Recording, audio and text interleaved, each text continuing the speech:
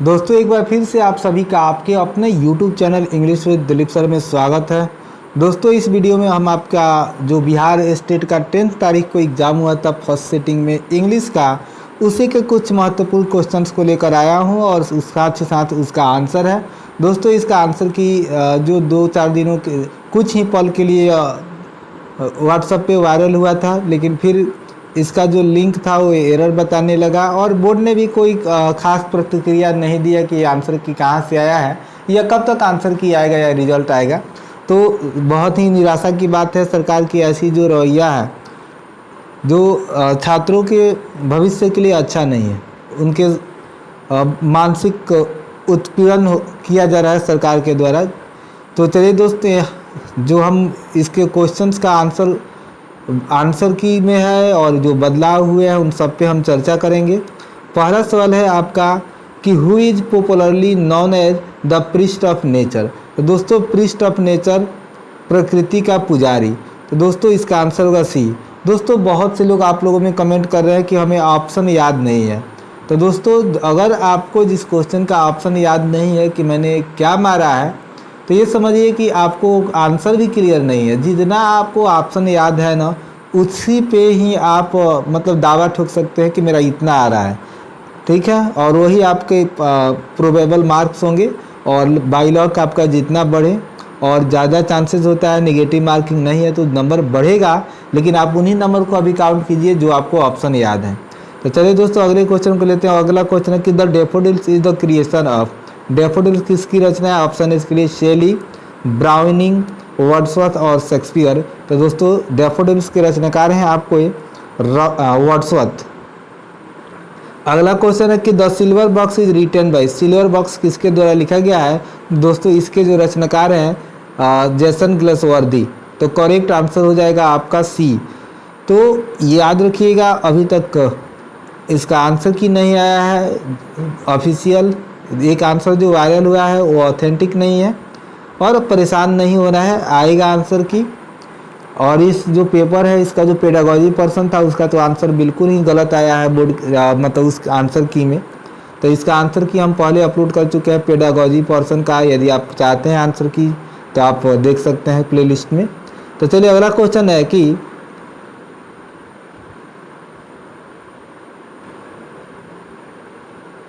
अगला क्वेश्चन है आपका कि Francis Bacon was a famous. Option है इसके लिए ड्रामेटिस्ट, पोएट, नोवेलिस्ट और एसेइस्ट। तो जो फ्रांसिस बेकन थे वह एक प्रसिद्ध एसेइस्ट थे, याद रखिएगा फ्रांसिस बेकन। अगला क्वेश्चन है कि John Keats was inspired by. तो दोस्तों जॉन किट्स फेरी क्वीन को पढ़ने के बाद इंस्पायर्ड हुए थे। तो 55 का करेक्ट आंसर होगा आपका सी।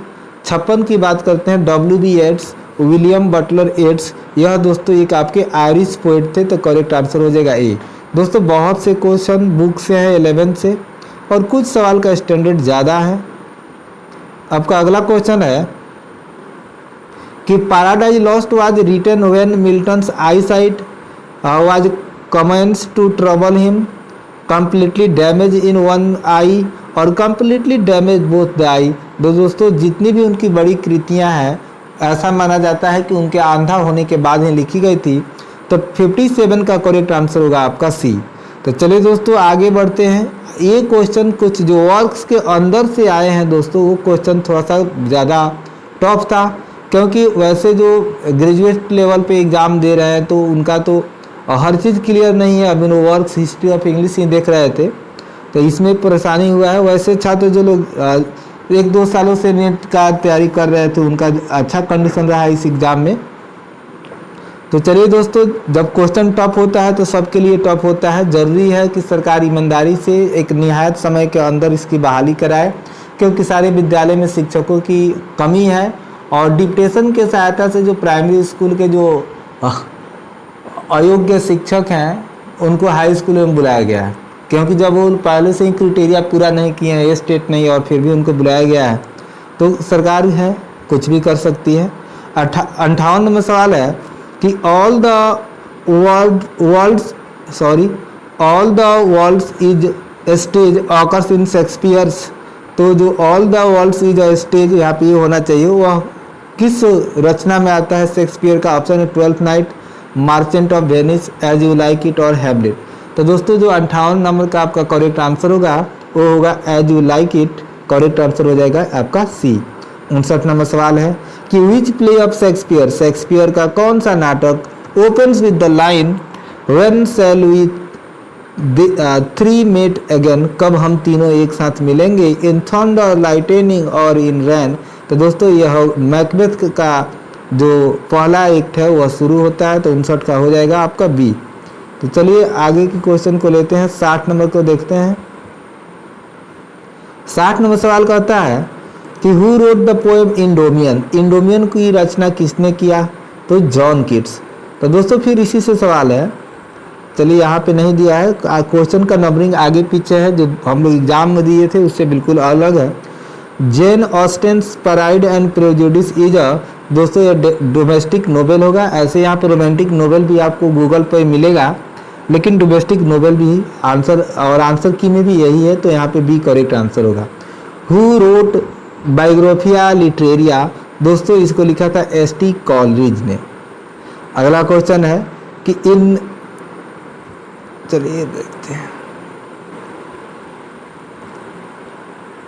इन whose memory was In Memoriam written, किसके याद में इन मेमोरियम को लिखा गया था? तो ऑर्थर एच हेलन के याद में लिखा गया था। ये आपका करेक्ट आंसर हो जाएगा ए। 64 नंबर सवाल है कि which one of the following is not a pastoral इलेजी। तो दोस्तों इसमें आपका the rape of lock Alexander pope का है, जो एक पास्टोरल इलेजी नहीं था। तो 59 का आपका करेक्ट आंसर, 64 का करेक्ट आंसर होगा डी। 65 की बात करते हैं तो who has been regarded as the representative Victorian novelist, तो ये होंगे आपके चार्ल्स डिकेंस। तो 65 का डी। दोस्तों आप ज़रूर बताइएगा कि कितने मार्क्स आपके आ रहे हैं। आज हम लोग 50 क्वेश्चंस को कवर करेंगे, फिर अगले वीडियो में बचे हुए 50 क्वेश्चन को हम कवर करेंगे। तो आप ज़रूर बताइएगा कि कितना आपका मार्क्स आ रहा है। इन 3 years she grow, the title the little girl will be supportive as, दोस्तों यहाँ पे तुलना किया गया उसकी फाउंड से, याद रखिएगा। करेक्ट आंसर आपका होगा बी।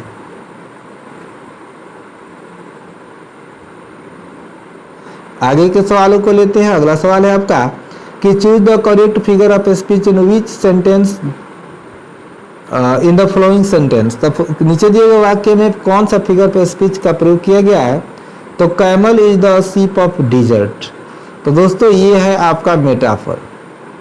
अगला क्वेश्चन है कि by whom Shelley has been called a perfect singing god. तो दोस्तों by whom Shelley has been called as the perfect singing bird. तो 68 के लिए आपका आंसर होना चाहिए डी, आर्नोल्ड होना चाहिए, लेकिन आपका को क्या नाम है, आंसर की जो आया है उसमें दिया है ए, लेकिन जब आप गूगल सर्च कीजिएगा तो आपको मिलेगा डी। तो इसलिए ऐसे हम कहेंगे कि यह एक रॉन्ग आंसर है। यहाँ पे आप नोट कर सकते हैं, यदि हम लोग आपको मौका मिलता है आपत्ति करने का तो इस क्वेश्चन पे आपत्ति कर सकते हैं। तो डी होगा इस 68 का करेक्ट आंसर। चलिए दोस्तों आगे बढ़ते हैं। अगला क्वेश्चन है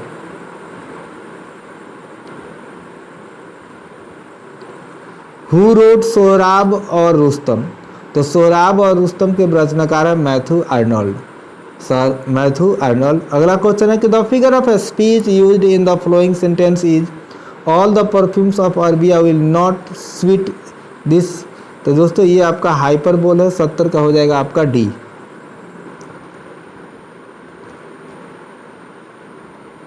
अब आपके सामने है question number 71 who first imported sonnet to England, Thomas Wyatt और सर, यहाँ पे थॉमस वेट करेक्ट आंसर होगा। 72 की बात करें कि who coined the phrase poetry is the criticism of life, तो मैथ्यू आर्नोल्ड यहाँ पे करेक्ट आंसर होगा। 73 नंबर जो सवाल है कि a thing of beauty is a joy for ever, which of the Keats verse tale opens with the statement. तो यहाँ पे इंडोमियन होगा, करेक्ट आंसर आपका इंडोमियन होगा। अगला क्वेश्चन है आपका कि जीबीसा वाज बेसिकली अ ड्रामेटिस्ट, 74 का डी होगा। दोस्तों ऐसा माना जाता है कि शेक्सपियर के बाद जो सबसे महान नाटककार हुए वो हमारे जीबी शाह ही थे, जॉर्ज बर्नार्ड शाह। दोस्तों Arms and the Man is a satire on love and heroism, war and heroism इसका करेक्ट आंसर होगा, आर्म्स एंड द मैन।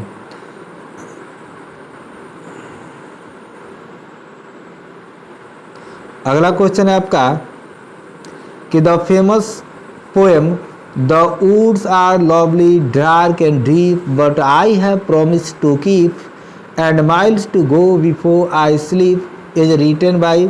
दोस्तों इसके रचनाकार है रॉबर्ट फ्रॉस्ट, बहुत बार एग्जाम में पूछा जा चुका है लाइन। अगला क्वेश्चन है कि who is known as the representative poet of America. दोस्तों वाल्ट व्हिटमैन है रिप्रेजेंटेटिव पोएट ऑफ अमेरिका के, इन्हें दोस्तों पीपल्स पोएट भी जानते हैं, याद रखिएगा। अगला क्वेश्चन है आपका कि Wordsworth made nature the dash of man, तो टीचर होगा, करेक्ट आंसर बी होगा। 79 की बात करें कि a very important TV serial was made on the novels of R K Narayan, identify the novel. Option है Guide, waiting for the Mahatma और Malgudi Days और द बैचलर ऑफ आर्ट्स। तो दोस्तों करेक्ट आंसर होगा इसका सी, 79 का करेक्ट आंसर होगा आपका सी। आगे बढ़ते हैं। For which Nobel are K Narayan receive the साहित्य अकेडमी अवार्ड, तो इन्हें साहित्य अकेडमी अवार्ड मिला था दोस्तों गाइड के लिए। अगला क्वेश्चन है कि John Donne the renowned lyrist belong to Elizabethan age. 81 का करेक्ट आंसर हो जाएगा आपका A. 82 what kind of elegy is Lycidas, तो दोस्तों लिसिडास एक पास्टोरल इलेजी था, इसका करेक्ट आंसर होगा बी। बात करें 83 की कि man proposes and God disposes, दोस्तों यह एक एंटीथेसिस का उदाहरण है, तो 83 का आपका करेक्ट आंसर हो जाएगा बी। क्या होगा बी।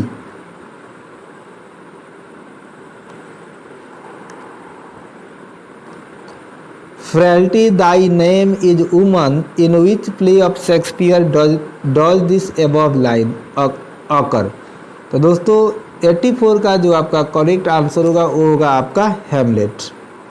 अगला क्वेश्चन है कि in which verse from the is T S. Eliot's the Wastelands written, तो दोस्तों इसके लिए बोर्ड ने 2 आंसर दिया है, क्योंकि ब्लैंक और फ्री वर्स मीन्स दोनों का सेंस एक ही होता है, थोड़ा सा अंतर है लेकिन दोनों का एक ही माना जाता है, तो इसलिए ए और सी इसका आंसर है। और आप इसमें से कोई भी टिक किए हैं तो आपका आंसर सही होगा।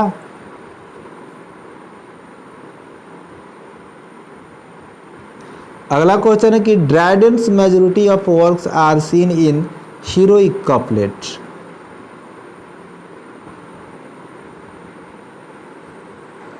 The Wasteland is compose by, दोस्तों वास्टलैंड की रचना की है T S. Eliot, Thomas Stearns Eliot, और who called Chaucer the father of English poetry, तो दोस्तों 88 का जो आपका आंसर होगा वो होगा डी, क्योंकि 88 अर्थात इसको जो चौसर को जो बोले थे फादर ऑफ इंग्लिश पोएट्री वो थे आपके ड्राइडेन। तो यहाँ पे अर्नोल्ड स्पेंसर सिडनी जो आंसर ऑप्शन दिया है सब रॉन्ग है, करेक्ट आंसर होगा जॉन ड्राइडेन जो नहीं है। अगला क्वेश्चन है आपके who was the first poet laureates in England, तो दोस्तों वो हो गया आपके Ben Johnson.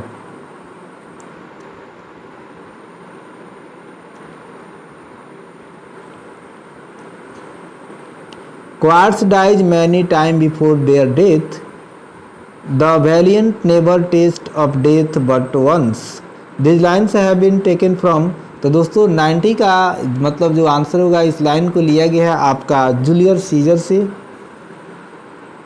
The rape of lock is written by Alexander Pope, और चूज द ओड वन, दोस्तों आपका ओथेलो, किंग लियर, हेमलेट आपका ट्रेजेडी है, और द टेम्पेस्ट जो है आपका ओड है।